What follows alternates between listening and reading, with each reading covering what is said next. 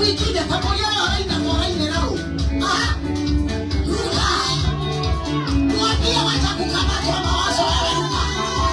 Muulize unajua ni nani tuna celebrate. Anayetawala milele. Hey. Hey.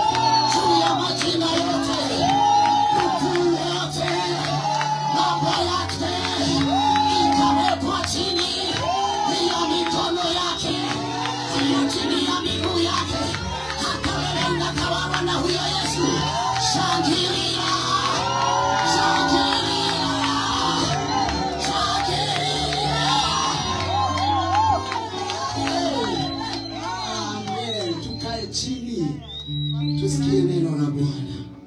Bwana asifiwe. Ambia mwenzako kaa kama mwenye Yesu anatawala ndani yake. Bwana asifiwe. Mwambie chunga usitoke vile uliingia hapa. Natamani Yesu anayetawala hapa atawala ndani yako, atawale maishani mwako. Nataka ikifika saa 5 Sunday school wawe wamerudi ndani ili tuendelee. Bwana asifiwe. Kuna ule ujumbe ambao ninataka tuongee. As a church, kila mahali tuna celebrate ukuu na uweza wa Bwana.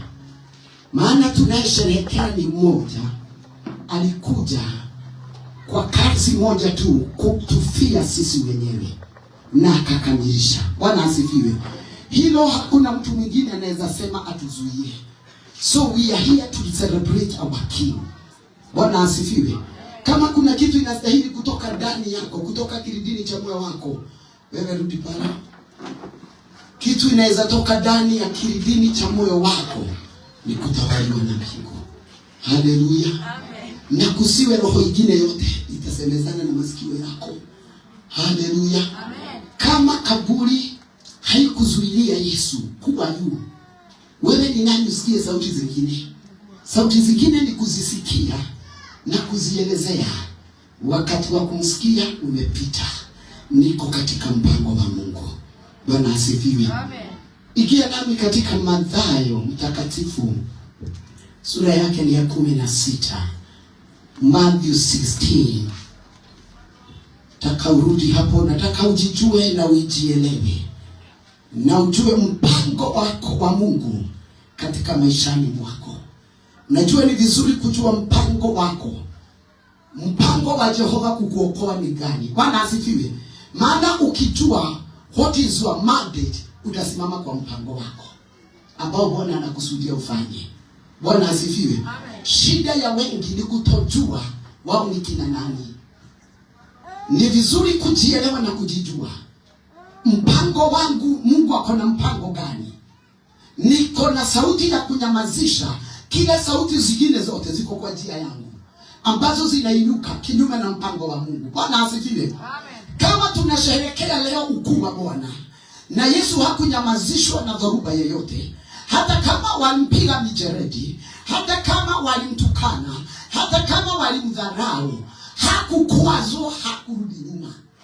Nataka uulize mwenzako, je, unajua kusudi yako katika ufalme? Muulize kama anajua. Na mwambie kama haujajua, Mungu akusaidie ujijue who you are. Oh. Bwana asifiwe. Bwana asifiwe. Kuna mtu umeuliza? Nani hajauliza mtu? Kwa ndio maana fatako kuhonoka tulio huko. Tutigao turasherekera hono kiginya ndio mtu ukatilie haha. Ona duramaka. Bwana asifiwe. Hebu uliza huyo mwingine, unajua kusudi yako ya kuokoka? Bwana asifiwe. Nyuma yako kuna mtu chege. Muulize kama anajua kusudi. Aulize huyo mwingine. Hebu kila mtu aulize mwenzake. Bwana asifiwe. Amekwambia nini? Atajua. Atajua. Atiukiwa tu hapa. Na mwambie Roho wa Mungu atakusaidia kujijua. Unajua nikisema zaidi nauza nguo za watoto, hakuna mtu ataniondoa for my purpose. Sinaendea mzigo wa nguo. Sitakubali masikio mengine ikuje initupe for that mission. Unajua kwa nini biashara zingine huwa zinaanguka? Kwa sababu kila mtu akona kusudio lake ambao Bwana alimkusudia kwenye hiyo kazi. Lakini mwingine akiona ni kama unaenda mbali, anakuja kukubadilisha. Kila jambo ni vizuri unajifunza kusikiza mara ngapi? Ujue hili jambo ninalofanya, je, ni makusudi ya Mungu, ni makusudi ya watu, ama ni shetani aliona kama nitaenda mbali? Bwana asifiwe. Amen. Kila jambo lolote ambalo umekusudiwa na Bwana kulifanya, kusiwe mtu wala kitu wala shetani akakuondoa kwa ile mandate ambayo Bwana amekupatia. Bwana asifiwe. Maana kuna kitu moja nilikuwa najiuliza. Kama Yesu angekuja hapa duniani atembee, aone raha za dunia, aone makubwa, aone baraka nyingi, hangetazamia kusudi lake. Ile kusudi yake na baba yake kumtuma haingefika. Bwana asifiwe. Maana walikuwa na kusudi na baba yake. Baba akamwambia, neno la Mungu linasema in John 3:16, kwa jinsi hii Yesu Mungu akaupenda ulimwengu, akamtoa mwana wake wa pekee, ili kila mtu amwaminie asipotee, bali awe na uzima wa milele. Kwa hivyo kusudi la Mungu kumtuma Yesu ilikuwa kila mtu yeyote atakayejua dhamana ya msalaba, dhamana ya damu ya mwanawe, ataweza kuokolewa. Bwana asifiwe. Ni vizuri ujue kama Yesu alikuja na akanyamaza ili atimize kusudi la baba yake, ili amfurahishe. Na kuna kitu moja inanifurahisha ya kwamba wakati alitimiza kila jambo alikuwa ameelezewa na baba yake, neno la Mungu linasema akapewa jina ambalo hapa duniani hakuna mwenye akona hilo jina. Bwana asifiwe. Tena akapatiwa mamlaka ambayo imepita kila mtu duniani. Kwa hivyo mamlaka yake yote ikawekwa chini ya miguu yake. Kwa hivyo ni kwa nini alipatiwa haya mamlaka? Kwa kutimiza kusudi lililomleta duniani. Unajua kuna mambo hatuwezi yapokea kama hatujatimiza makusudi ya Mungu. Kuna level siwezi kanyanga kama sijatimiza makusudi ya Jehova. Unajua haukuzaliwa tu uonekane. Mamako ako na watoto wengi. Haukuokoka tu ujaze kiti. There is a purpose for you to be saved. Bwana asifiwe. Yesu wakati wa kupaa juu mbinguni akamwambia wanafunzi ya kwamba the great commission ambayo nimewaachia ni kuenenda duniani kote, kuwafanya watu wanafunzi muwafunze. Bwana asifiwe. Na watakao amini muwaombee waokoke na wabatizwe katika jina langu, jina la Baba na la Roho Mtakatifu. Lakini watu wengi tumekuwa failures kwenye kingdom because we didn't know what is our purpose, to be redeemed. Lazima ujue kwa nini niokolewe. Bwana asifiwe. Je, tangu niokoke ni wangapi wamekuwa mitume wa Yesu? Ni wangapi wamefuata huyu Yesu? Because there is a great commission. Maana Yesu kwa nini aliwaambia mitume, ile nafasi ninawaachia ni kuenenda duniani kote tuwafanye watu watumishi wake. Saa hizi kuliko kuwafanya watumishi, hata wale wameletwa kwenye zizi la Mungu, tunafanya nini? Tunawaondoa. May the Lord help us. Tunaenda tukiwaambia ubaya wa huyu Yesu. Tunaenda tukiwaelezea ubaya wa kanisa. Tunaenda tukiwaambia ubaya wa kufuata na kufanya kazi ya Mungu. Mungu akusaidie. Tukana korongwe wawekewe higa gigo. Siwe mmoja wa kuchukuliwa jiwe liwekwe. Kazi yetu ni kuwahubiria wafuate huyu Yesu. Waachane na njia zao zote baya. Know your purpose. Kuna mtu mwingine nilimsikia mahali akisema tu bado hajakufufuka, tunangoja afufuke. Bwana asifiwe. Amen. Nikamwambia wewe, ndiye hajafufuka kwako. Kisikia mtu anasema hajafufuka, muangalie maisha yenye anakaa. Ako maisha tu ya kaburini. Lakini mwenye sisi tunafuata, we celebrate, he is our hero. Bwana asifiwe. He is our hero in our life. In salvation, Jesus Christ, he is a hero. Hayumo tena kaburini, maana matakwa yake, ile kazi ilikuwa imemleta mahali hapa duniani, aliyafanya na akayatimiza. Bwana asifiwe. Na akafurahisha mwenye alimtuma. Je, mbingu ikikutazama unahuzunisha mbingu ama mbingu yashangilia kwa ajili yako? Nilikuwa nafikiria mtume mmoja mwenye mafuta yalichemshwa akawekwa yakichemuka. Nataka upige picha. Haleluya. Mafuta yakichemuka kama ya chips, kama ya mandazi. Mafuta akawekwa ndani. Haleluya. Amen. Hakuiva na aliwekwa na huko chini. Chenye alifanya alisimama hivi. Hata hakumuka hiyo mafuta. Wakaona huyu sasa imetuzidi haya mafuta. Unajua ni kwa nini? Mafuta haingembariza. Maana aliyeshinda kifo anatawala milele. Hata wakati wa ugumu ako hapo. Ile vita unayostahili kupigana nayo, upigane nayo umalize.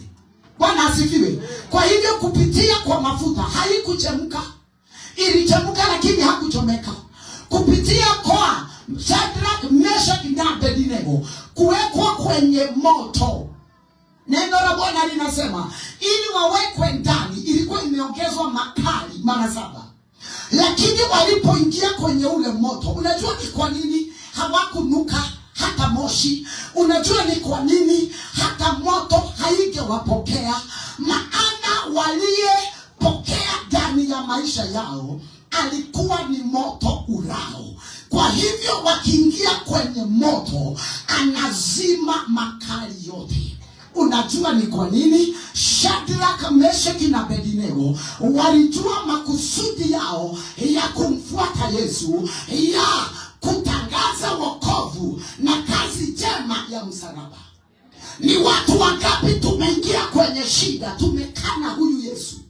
Ni watu wangapi tumeingia ina hadishi kwa wakati mgumu, ile ugumu ya hali umechukua mikono juu. Tazama unayefuata makusudi ya baba yetu yake hakuiachilia tu. Haleluya. Jua makusudi yako. Kama Yesu hangekufa na afufuke, kama hangekubali kukukufia wewe, haungekuwa mahali hapa. So know your mandate. Jua kusudi la Mungu maishani mwako. Wacha kukaa boga boga. Wacha kukaa marenge. Bwana asifiwe. Do the will of God. Do the purpose of our Lord. Unajua sisi ndiye ambaye mabalozi wanaowakilisha mbingu. Na ndio tuwakilishe mbingu vilivyo, lazima kuna maneno tutanyamazisha. Bwana asifiwe. Yale yanakuja juu ya maisha yetu kutuzima, ili kesho usherehekee kama mshindi. Bwana asifiwe. Kwa nini Elia wakati alipoenda kutoa dhabihu akawaambia manabii wa uongo, toeni dhabihu zenu nami nitoe yangu, ili tuone atakaye jibu na moto ndiye Mungu. Je, kunayo kazi umefanya ya kuonyeshana huyu mtu amefuata msalaba? Hata mapepo yanakuogopa. Hata ukienenda mahali yuko wanakimbia, wanasema hatutaki mtu kama huyo katika area yetu, wanakimbia. Bwana asifiwe. Kwa nini? Kwa sababu utakuwa umejua makusudi ya Bwana maishani mwako. Apia mwenyewe kuwa moto, maana unayefuata ni moto ulao. Haleluya.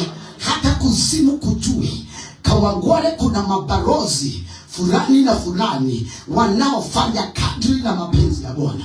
Jua makusudi yako. Ile ploti unayokaa, jua makusudi yako. Mahali unauzia kwa soko, jua makusudi yako. Neno la Bwana linasema mbinguni kuliulizanwa, ni nani atakayeteremka ili aokoe mwanadamu? Bwana asifiwe. Maana dunia ilikuwa imejaa dhambi. Mungu alikuwa amekasirika, kukakosekana wazee, hata malaika wakakosekana. Yesu akasema nitaenda.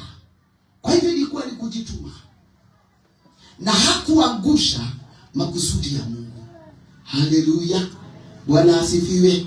Hakuangusha aliyemtuma, hakuangusha kazi ya msalaba. Hii wiki Mungu amekuwa akinizungumzia kadri ya kusimama wima kwa ile mpango ambayo Bwana ameiweka mbele yangu. Bwana asifiwe. Na haiko rahisi, kuna kupigana vita. Na ndiposa Sunday niliwaambia Yesu alisema hivi, atakaye taka kunifuata ajikane mwenyewe. Kuna kujikana. Kuna kujikana. Kuna mambo mengi itabidi ujikane nikada wetu mruto wa Yesu Kristo. Haleluya. Nataka niende hapo Mathayo 16 mstari ni 21. Neno la Bwana linasema hivi: tangu wakati huo Yesu alianza kuwaonya wanafunzi wake ya kwamba imempasa kwenda Yerusalemu na kupata mateso mengi kwa wazee na wakuu wa makuhani. Bwana asifiwe. Nataka uone mtu aliyejua kusudi yake na akajua kama hatapata mateso, ile mtihani hatapita. Akaambia wanafunzi wake, inanipasa niende wapi? Yerusalemu. Neno la Mungu linasemaje? Na waadishi na kuwawa na siku ya tatu kufufuka. Nataka mtu mwenye anajua, imagine, anajua ninaenda kukufa, ninaenda kupata mateso kwa makuhani, kwa waadishi wako hapo, lakini inanibidi nipande Yerusalemu. Haleluya. Niaiga na mehere ile jere na mafati kogera nikanda mahitoka kegerani. When we know our purpose, wakati unajua mpango wa Mungu maishani mwako, hapo ndipo unastahili kumuomba Mungu ili upite mtihani. Maana Yesu alijua inanipasa niende Yerusalemu. Hata kama ninaenda, it is not my will, it is the will of my Father. Alijua ninaenda, maana ninaona wakati wangu umefika na itanipasa niende. Haleluya. Kuna mambo lazima uyapitie ili ijulikane kana ya kwamba wewe ni mfuasi wa Yesu. Lazima. Kuna mitihani itabidi wakuje watahini, mtahini aweze kutahiniwa, mwenye anastahili kutahiniwa uonekane kama utapita. Ole wako kama hautapita. Bwana asifiwe. Maana mtihani iko. Nao wanafunzi hawakuamini. Kwa nini wengi wanakujanga kwa Mungu, wakipatana na mambo wanaanza kulalamika? Inakupasa upitie mambo ingine ili upigane vita vilivyo sawa, ushinde. Maana aliyetangulia mbele yako alijua makusudi ya Mungu kuwa hapa, akasema inanipasa niende. Baba asifiwe. Inanipasa waongee mabaya yangu, wataongea, maana waliongea ya Yesu. Who am I? Na beba msalaba yangu, najua niko kwa makusudi ya Bwana. Bwana asifiwe. Kwa nini Danieli akapatwa, akaelezewa, Danieli uache kuomba Mungu, maana kama hautaacha tutakuweka kwenye tundu la simba.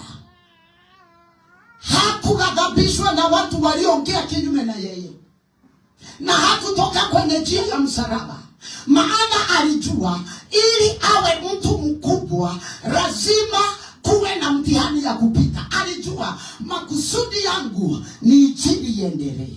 Makusudi yangu ni hawa watu wajue Yesu huwa anaokoa. Na si kuokoa tu, anakomboa. Unajua kuna kuokoka na kuna kukombolewa. Lazima uokoke na ufanye nini? Juu watu wengi wameokoka lakini hawajakombolewa. Danieli alikuwa ameokoka na amekombolewa. Kwa hivyo hata wakati walitafuta njia ya kumweka kwenye tundu la simba, ninafurahishwa na Bwana, mfalme hakuwa na hatia yake. Kwa hivyo moyo wa mfalme ulighadhabika, lakini haukuwa na njia nyingine ila tu kuweka sahihi ya kwamba Danieli awekwe kwenye tundu la simba. Bwana asifiwe. Neno la Bwana linasemaje? Hizi simba zilikuwa zimekaa siku kadhaa kama hazijapewa chakula. Maana ilikuwa ni kuamua, wameamua zisipewe chakula, ndiposa akiingia zirarue kurarua. Nafurahishwa na huyu Yesu. Danieli akajua makusudi yangu ni kutangaza ukuu wa Bwana na wema wa Bwana. Akajua hivi, hata kama wataniweka kwenye tundu la simba ili wanimalize, sitakaa na Yesu.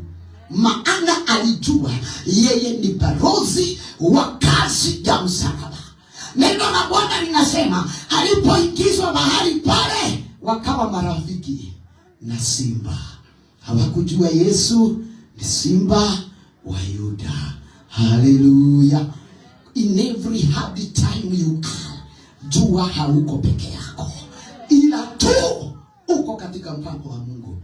Wacha nikwambie, kila jaribu nalo lipitia, linapitiwa na kila mtu mahali hapa duniani, lakini kwako wewe kuna njia ya kutokea, na utatokea ukiwa mshindi. Maana aliyetangulia mbele yako aliyeshinda yote ili tuitwe mshindi. Haleluya. Bwana asifiwe. Tusidharaulishe kazi ya msalaba kwa wengine. Wacha tuwafute wengi, tuwalete kwa Bwana. Yesu akasema inanipasa. Je, wewe kigaranio ine inakupasa upitie, tuone kama utapita. Haleluya. Neno la Bwana linasemaje? Verse 22. Petro akamchukua akaanza kumkemea akisema, hasha Bwana, haya hayatakupata. Haleluya. Bwana asifiwe. Nataka uone mwanafunzi aliyekuwa na Yesu lakini hakujua makusudi ya Yesu ni gani. Alimchukua kando. Wewe imagine, hata kaanza kukemea nani? Yesu. Kama hapana, hii hayatakupata, nimekataa. Bwana asifiwe. Lakini hakuwa Petro. Halo. Hakuwa nani? Yesu ametangaza msimamo wake. Unajua kuna kitu moja nilisikia, tumetangaza misimamo lakini bado kuna roho inakuja inatuambia hapana. Nawe unastahili kukiri, maana unajua kusudi yako maishani mwako ya kuokoa. Lazima utangaze msimamo. Yesu wakati ambapo aliambiwa haimpasi alisema nini? Verse 23. Yesu hakunyamaza. Akageuka akamwambia Petro, nenda nyuma yangu Shetani, kikwazo kwangu, maana huyawazi yaliyo ya Mungu bali ya wanadamu. Haleluya. Haneho adwaige maremeto ni gutanga msimamo. Hapa ndio watu wengi. Yesu akagundua ndani ya Petro kuna roho imekimbia. Kwa hiyo roho ingira tangeni. Na akasema, shetani rudi nyuma. Si unaona umeanza kulala na ndio umeingia shwari. Na tujalala kesha na tukilala kesha. Haleluya. Bwana asifiwe. Nataka uone Petro amechukua Yesu amemweka kando. Anamwambia nahuzunika. Ni ile mapepo inasemaga ninakuonea huruma. Kabisa kabisa unataka kuniambia utapita hizi masiku. Rudi nyuma yangu shetani. Bwana asifiwe. Ati nitaenda kujifunga siku 3. Shetani hapana, fanya hivi. Funga na adabu. Kuna mmoja alifunga 40 days kwa sababu yetu. Wewe kula kaugali kidogo kidogo. Haleluya. Unajua wakati hizo maneno zinaongea, jua hiyo sauti ya Mungu. Ambia shetani rudi nyuma yangu. Yesu akatambua, akamwambia shetani ya kwamba ninajua wewe hakuna wakati unawaza mambo ya kiungu, unawaza mambo ya kibinadamu. Unajua Bwana alikuwa ananiambia chenye kinafanya watu wakose kuwa washindi, maana wanawaza kama wanadamu. Haleluya. Wanasema kwa Mungu hakuna mabwana, hakuna wake, mawazo ya kibinadamu. Kwa Mungu hakuna kutumika na Mungu akubariki, maana shetani chenye analeta kwenye njia yako ni mawazo ya kibinadamu. Yesu akajua makusudi yangu, wakati wangu umefika na inanipasa niende Yerusalemu ili niweze kuteswa, ili niweze kufikisha my mission, kufa na kufufuka. Na imagine alielezea mitume vizuri, akawaambia itanibidi niende niteswe na nikufe na nifufuke siku ya 3. Lakini pepo shetani alikuwa hapo, akaingia Petro. Apia mwenzako chunga shetani asiingie ndani yako. Na umwambie vizuri, mueleze, muangalie hivi, mweleze wewe nenyerera.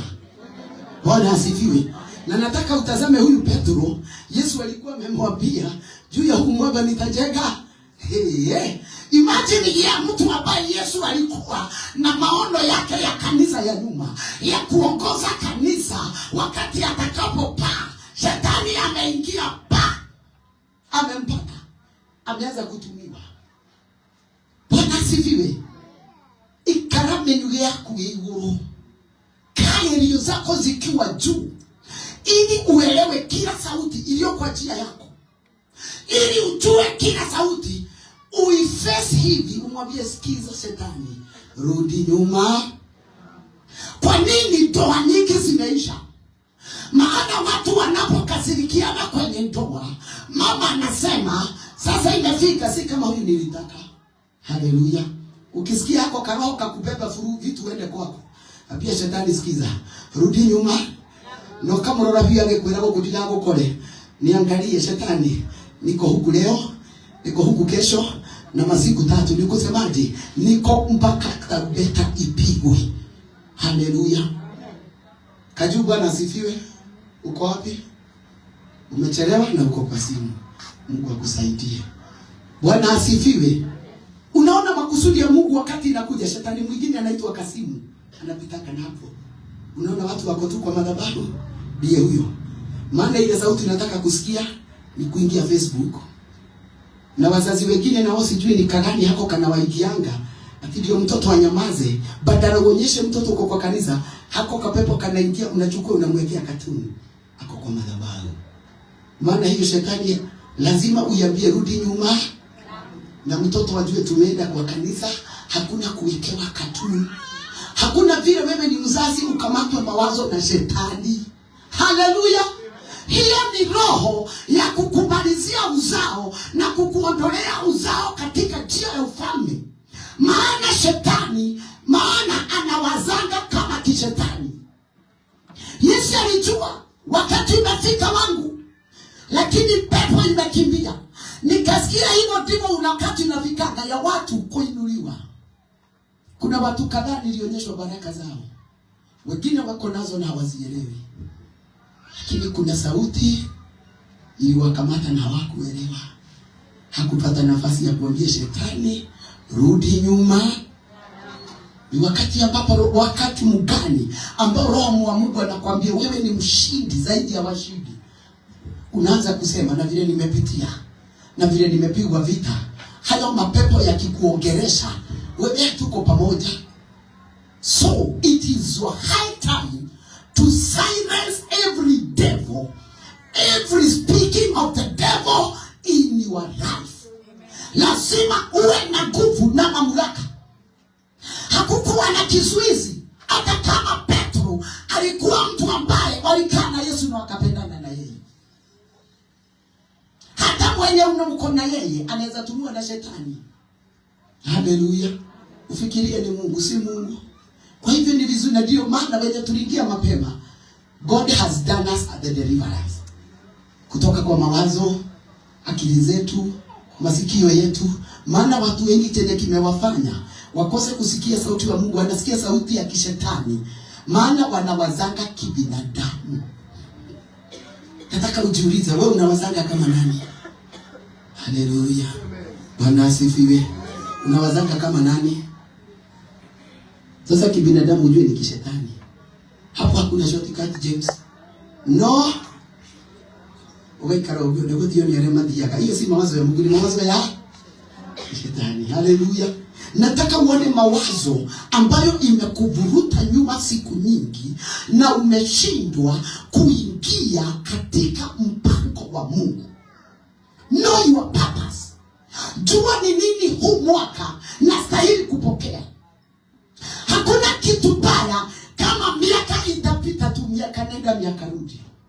Kuna kitu moja huwa nafurahia. Nikitaka kitu naambianga Mungu, naitaka kutoka siku fulani mpaka siku fulani. Cause I know my purpose.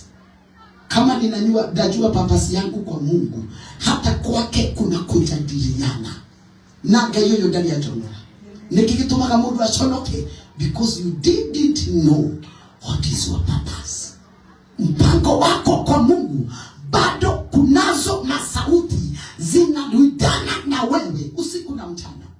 Kunazo masauti unafuata. Kunazo masauti unakaa chini. Unataka kujadiliana na yao, maana unataka urafiki wa hayo masauti. Haleluya. Unataka majadiliano, unataka mkamatane na wao.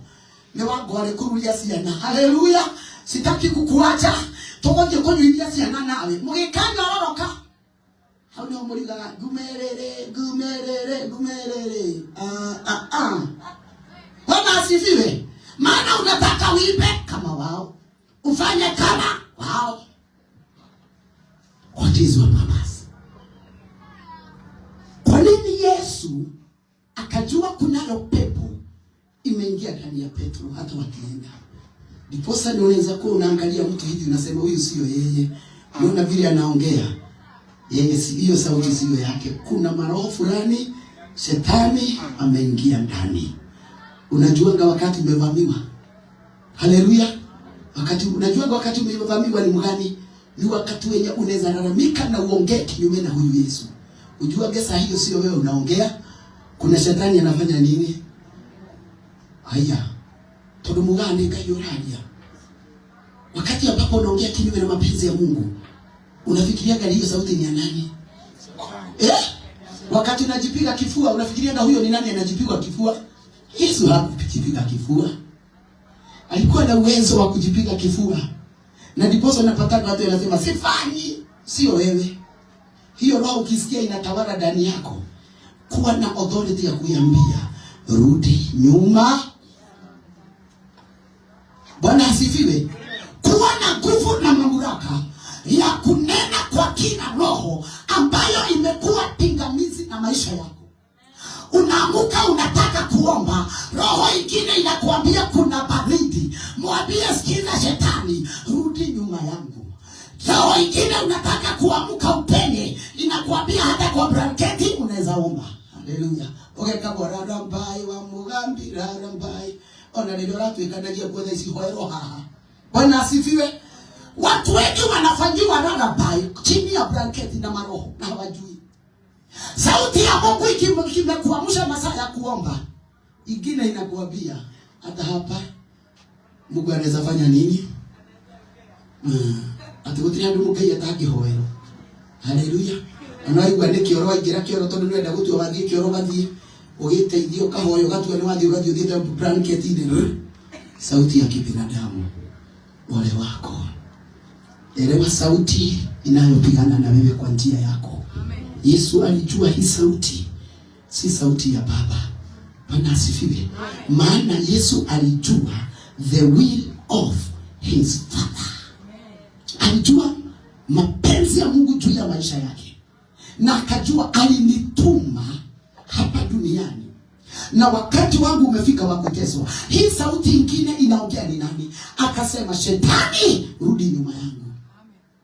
Kwa nini wengi wanajipataga wameokoka? Kesho yake wanasema ni shetani aliniingilia pastor. Ni shetani alininenea. Kwa sababu walikosa nguvu ya kuambia shetani rudi nyuma yangu. Ukavuliwa nguo ya kwanza na ya pili na ya mwisho, ukakosa authority ya kusema shetani rudi nyuma yangu. Ukampigia simu, ukampatia pin location. Ukamwambia tupatane mahali fulani. Hallelujah. Have authority in your life. As long as you know your purpose. Kaba yuru gametoleo na katamoko hiyo topa. Tigameni huyu, huku kuna watu napatia karuhusa ya kukaeleka. Bwana asifiwe, usimame. Unajua kuna kitu unaweza kuwa unapatia watu. Unajua lazima ukubali kusema hapana kwa dhambi. Hatutaki wokovu wa kuzoea Yesu. Know your purpose. Kuna vitu zingine utajifunguanisha nazo. Bwana asifiwe. Kwa nini unajiandaa kufanya biashara? Kuna kuwa na roho ingine inakwambia hii biashara itaanguka. Kwa nini uruhusu sauti za kibinadamu zinene juu yako? Kwa nini uruhusu sauti za kipepo ziweze kukuongoza? Deny it. Kataa. Huyu amesema amen, upokee. Hakuna sauti itakufinyilia. Unajua watu wananifisikagwa na mapepo. Ndiposa unapatana mtu anasema nitajitoa aje. Maana wakati naachilia deliverance, uko hapo. Haleluya. Haleluya. Uko hapo. Neno la Mungu linasema walishinda kwa ajili ya ushuhuda wa vinywa. Kwa hivyo ni wewe utatolea shetani ushuhuda. Na ushuhuda wa kwanza Yesu alitoa. Akajua masaa imefika. Siku ndio hii. Shetani anang'ang'ana. Na hapo ndio nilisikia. Ninafikianga wakati wangu wa kuinua watu. Lakini hawajuangi majina yangu. Wanabebwa na maroho. Wanabebwa na sauti za dunia. Wanawekwa na sauti za kazi. Wanashindwa na kuelewa wakati wangu wa kuinua. Kwa sababu ninakuja kuwainua. They don't know they are mandate. They are just there. Nikasikia wacha kushinda kuhuzunika na wao. Hawajakubali kunielewa. Hawajanikubali kutii sauti yangu. Bwana asifiwe. Hakuna kitu mbaya Mungu akijua wewe uko tu hapo, lakini haujajua sauti yake, hujaielewa. Neno la Mungu linasema Yesu anatujua na majina yetu, maana yeye ndiye mchungaji mwema. Anatujua. Inakupasa wewe uelewe sauti ya Jehova. Inakupasa uelewe sauti ya Yesu anaponena maishani mwako.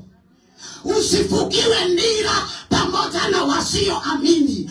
Deny them. Wacha wakukasirikie. Totoraga wagware ikwenda mamene. Kwani uliwakufia? Have you died for them? Kama aliyewakufia walimkataa. Kama wanasemaga fanya dhambi kidogo kidogo usiokoke kabisa. They know truly. Kuna mmoja alikufa but they denied. Mungu tukahonoka ni ada. Hallelujah. Ni kwa neema tutaokoka tu. Wewe fanya tu dhambi kidogo ujifichie. Unani nimekuambia hii njia ya msalaba ni kujikana. Ni udhigu, ni udheru, na huruma. Hiyo ndio woko, hiyo ndio sauti tunastahili kusikia siku hizi. Tutile na Yesu wa magendo. Tuliwelokam sauti zingine kwa maisha. Ndio zinatutawala. Sauti za kidunia. Kuna madhabahu nastahili kuiona kwenu. Inanena juu ya watu wenu. Useme sikia madhabahu. Hautanena kwa maisha yangu.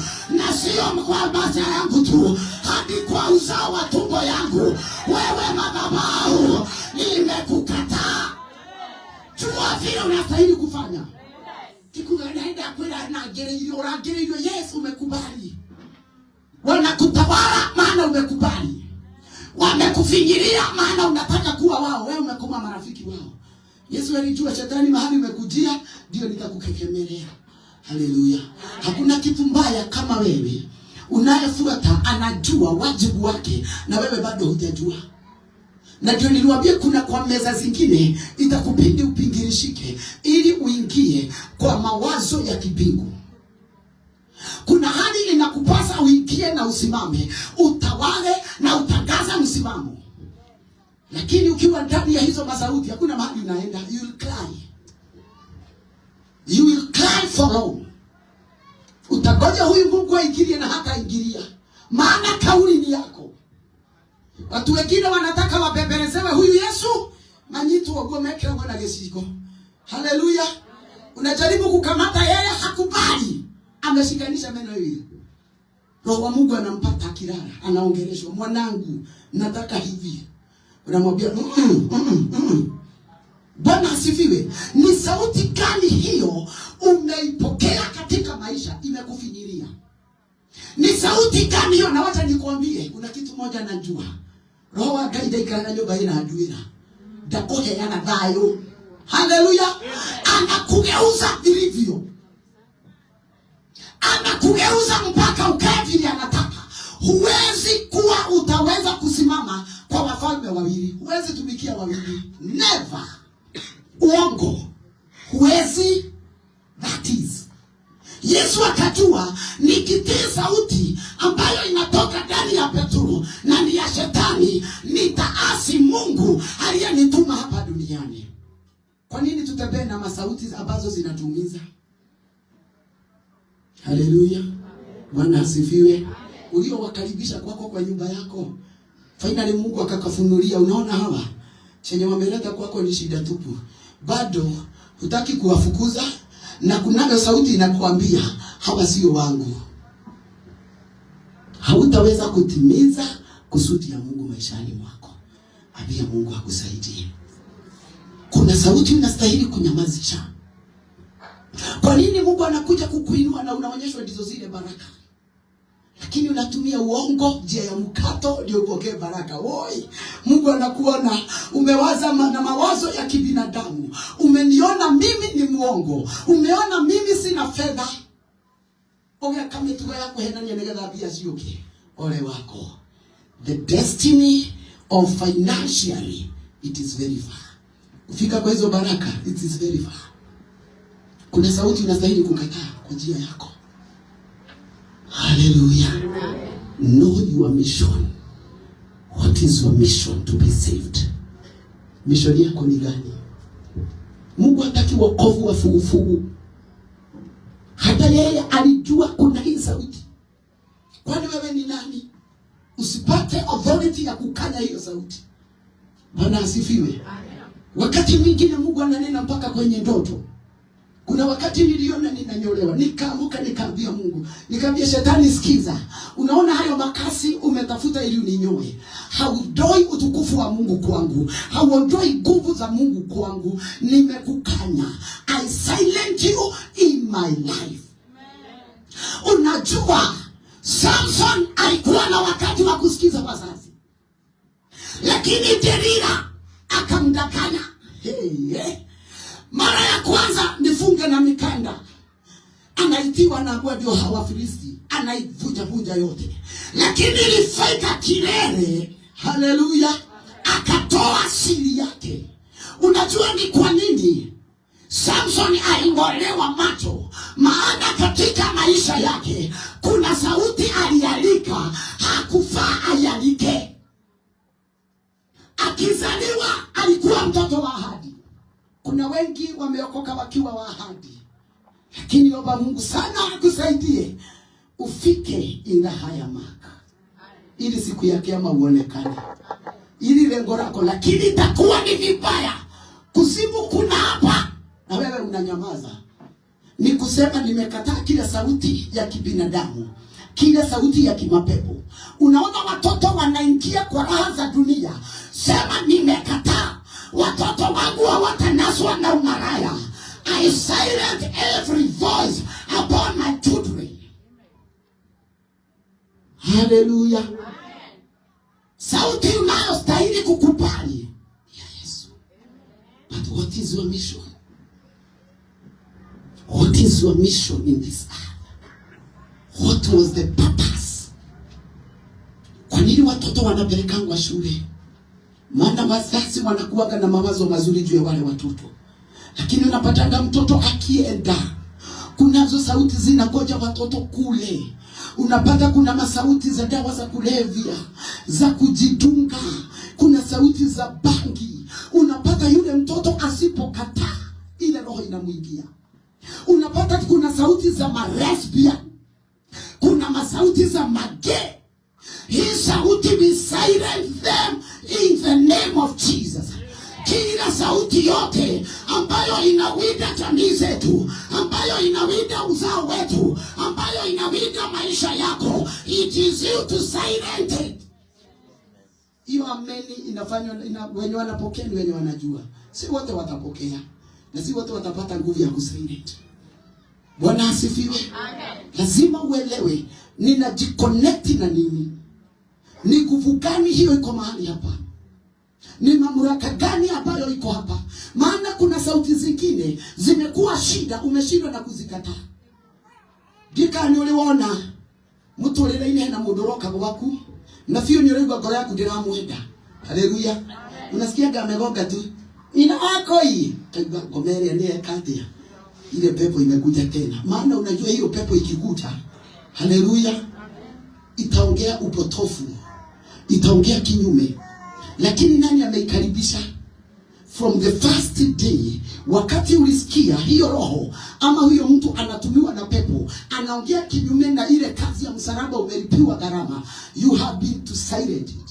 Na diposo unapataka mtu amejipata mahali kujitoa, labda bigu itumane. Kwa sababu from the first day, you allow that voice. May the Lord help us. May the Lord help you to say no to the Satan. To say no to the sin. Sema hapana kwa dhambi. Sema hapana kwa witchcraft. Hallelujah.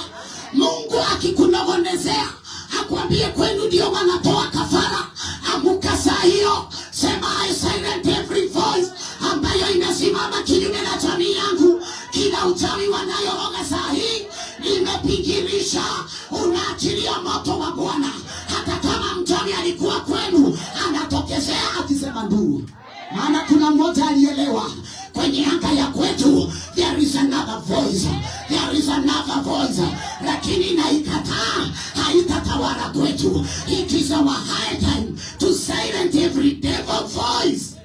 Wacha familia yenu isitatawaliwe na mapepo ya kishetani. Kataa okone goma ne goma. Teo tidoke mehaka maguta. Ate ni okirio kamehe sai. Ego kodina. Hey. Wacha kuikaribisha tikununulie lunch. Kama ni shetani ni shetani.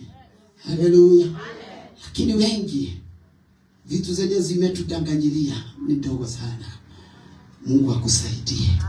Mungu anisaidie. Je, ni sauti ngapi umeshindwa na kunyamazisha? Bwana asifiwe. Hata nami nishaijipata vitu kama hizo. Hello.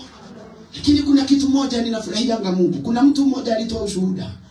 Akaniuliza, "We, efeka vitu. We ndakororo guori. Nyoro nini nyonaga no usaidie kigogona gya kiroho." Nikamwangalia. Nikamwambia siwezi. Hata mimi naonanga siwezi. I silence the voice of the devil. Bwana asifiwe. Aliniambia naonaga uwezi. Maana alijua I am the one I pull down the evil altar in our family. Lazima ujielewe. Wale watu nakubaliana na wao, je, wanakuzuia kufanya kadri na mapenzi ya Bwana? Na yako igueleza. Amen. Bwana asifiwe. Nataka upate uhuru na mamlaka ya kusema no in every satanic voice. Amen. Ukiona kuna roho inatawala kwa nyumba yako, wacha kushinda ukipigana vita na mwili. Neno la Mungu linasema in Ephesians 6 pale 10 ya kwamba vita tunazopigana si za nyama na mwili na damu. Haleluya. Silent every voice. Unajua tunayefuata ni Simba wa Yuda. Hiyo sauti ikiguruma ndani yako ina silent sauti zingine zote. Lakini basi wale morito wale waida bito ni dekoria ndaje ndaguriro kiria to chips na kuku. Haleluya.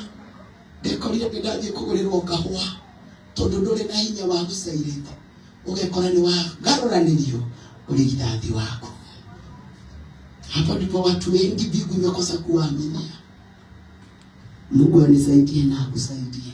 Amen. Haleluya. Amen. Elio zako za kiroho ziwe juu sana. Amen.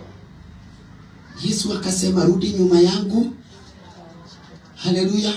Nataka nione ni watu wangapi huwa hawana authority ya kuambia shetani rudi nyuma yangu. Unajipatanga umeingia. Inua mkono hawako. Huyo malaika anaona hiyo mikono, authority iachiliwe juu yenu. Amen. Kuanzia leo pokeeni uweza na mamlaka iliyokuwa na Yesu ya kunyamazisha. Nataka hiyo mikono vile imeinuka hivyo, mpokee nguvu na mamlaka ya kimbingu. Najua wengine wanajinyamazisha tu, maana hawaelewi chenye nasema. Unanyang'anywa Bwana na unasema unajua. Hakuna, you don't have voice. Tunainua mikono ili to silence every voice. Inua mikono upokee mamlaka ya kimbingu. May you receive the power and authority. Amen. To say no to the Satan. Amen. Mpango wa Mungu katika maisha yako itakamilika bila kuzuiliwa. Amen. Mpango wa Mungu kwa uzao yako itakamilika bila kuzuiliwa. Amen. Mpango wa Mungu kwenye kazi yako, kwenye familia yako, pokea nguvu na mamlaka. Hakuna wachawi wako na nguvu. Pokea nguvu na mamlaka. Kila roho utakairudisha nyuma ikisikia sauti yako itajua ni sauti ya aliye juu. Receive power and authority. Haleluya. Shangilia Yesu. Bwana asifiwe. Unajua neno la Mungu linasema watu wangu wanapoteanga kwa kukosa maarifa.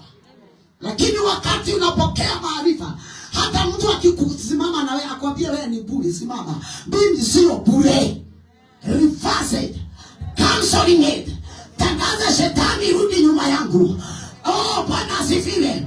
Mwambie I'm fearfully and wonderfully made.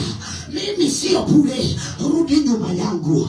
Akisema hii kazi iko chini, rudi nyuma yangu shetani. Kazi yangu inainuka, maana kuna ukuu na uweza wa kimbingu. Wakikwambia watoto wako watakufa na ugonjwa, inamazisha hizo sauti. Kila sauti inayonena kinyume kwa makusudi ya Jehova inyamazishe.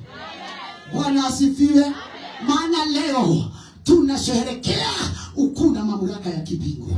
Mamlaka iliyokuwa na Yesu. Hakuna roho ilimzuilia, hakuna pepo ilimzuilia. Nataka uchukue dakika 2 tu, nenda mbele za Bwana. Ombea moyo wako, ombea roho yako. Mwambie natamani nguvu kusema hapana kwa kila dhambi, kusema hapana kwa kila hali. Wacha shetani akikuona apige mbio. Chukua dakika 2 as you receive the power and authority to say no in every voice of Satan in your life. Mbele ya maisha yako hautazuiliwa. Uzao wako hautazuiliwa. Huduma yako haitazuiliwa. Even for me I stand kwa ajili ya huduma ambayo Bwana ameachilia juu ya maisha yangu. Kila sauti ya kipepo irudi nyuma yangu, because I celebrate the hero. King of Kings is the hero. Jesus our Savior, He is our hero. I celebrate Him today. Hakuna sauti itakayonizuia kupita katika kazi ya madhabahu, katika kwa uzao wangu, katika familia yangu. I silence every voice. Nanyamazisha kila sauti inayosema sitashinda. Nanyamazisha kila sauti ambayo inasema sitaenea. Nanyamazisha kila sauti. Na sasa irudi nyuma yangu. Mbele ninaendelea. Ninaenda kupaa. of Jesus. Nimekataa kunyamazishwa. Nimekataa kunyamazishwa. Kila sauti chini ya bahari iko kinyume na sauti ya Bwana. Oh, kila sauti kwenye nchi kavu, kila sauti kwenye anga ambayo iko kinyume na makusudi ya Bwana kwa ajili ya hatima yangu, na inyamazisha na irudi nyuma yangu, maana makusudi ya Jehova lazima ikatimie. Thank you, Jesus. Thank you, Lord.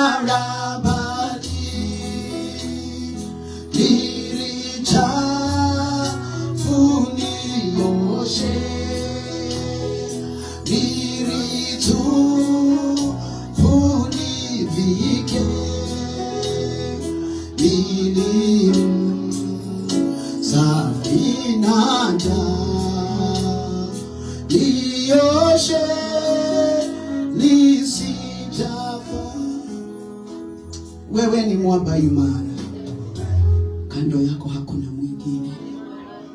Watu wako wako mbele zako, na kupitia msalaba tukapata ukombozi. Yesu alitaka kuzuiliwa na shetani akipitia kwa Petro, lakini akamregesha nyuma yake. Watu hawa na wainulia imani ya kwamba kupitia ushindi huu wa msalaba tunaosherekea, ambayo umepatikana kwa mwamba imara ambayo ni Yesu Kristo, hakuna ufalme utanyamazisha hawa watu, hakuna maroho itawakamata.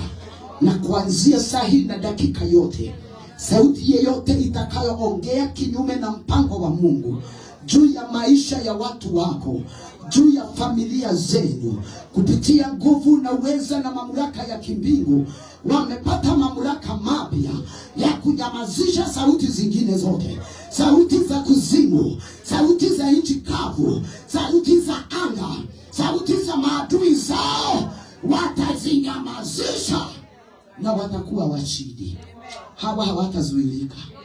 Makusudi ya Mungu katika maisha yao, Bwana itafika. Vile Yesu haukuzuilika, kaburi haikukuzuia, wafalme hawakukuzuia, hivyo ndivyo natangaza. Watu hawa Bwana wako mbele zako.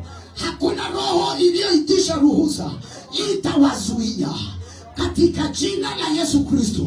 Maana wewe peke yako ndiye unatawala. Bendera yako tuinua juu, ikatawale maishani mwao, wakapate nguvu mpya, wakapate sauti mpya ya kusema hapana kwa kila sauti za kimapepo. Watakapowapenda na nyumbani mao, katika familia zao, sauti ambazo huwa zinainuka kinyume na jamii, wataziweka nyuma yao na watasonga mbele. Hawa hawataisha. Hawa hawataisha. Ufukara, it is not your position. My Father, my Redeemer. Chochote huwa kinanena juu ya hawa watu, juu ya wanaume walio hapa, juu ya wamama, vijana na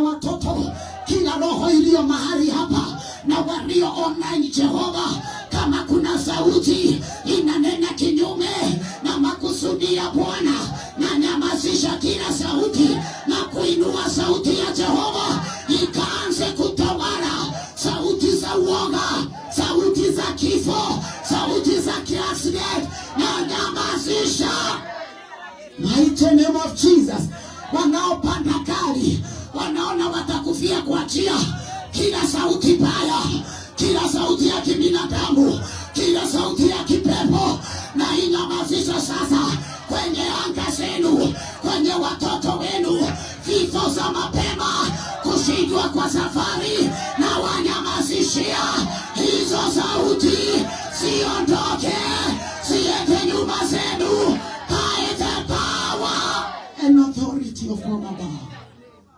Hakuna sauti itawazima, hata uzao wenu hautazimwa.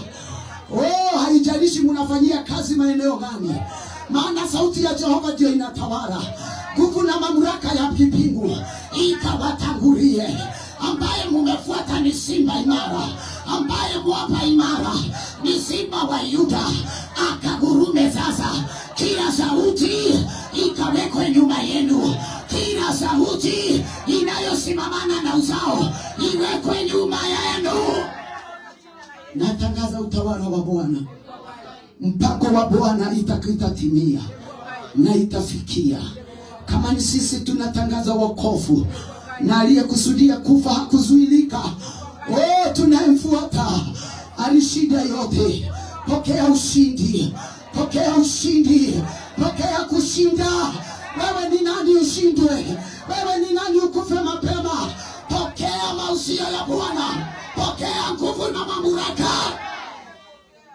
Mapepo yakikuona yanakimbia, maana aliye ndani yako hatazuilika. Pokea sifa Jehova na shukrani. Katika jina la Baba, la Mwana na Roho Mtakatifu tumeomba. Shangilia Yesu.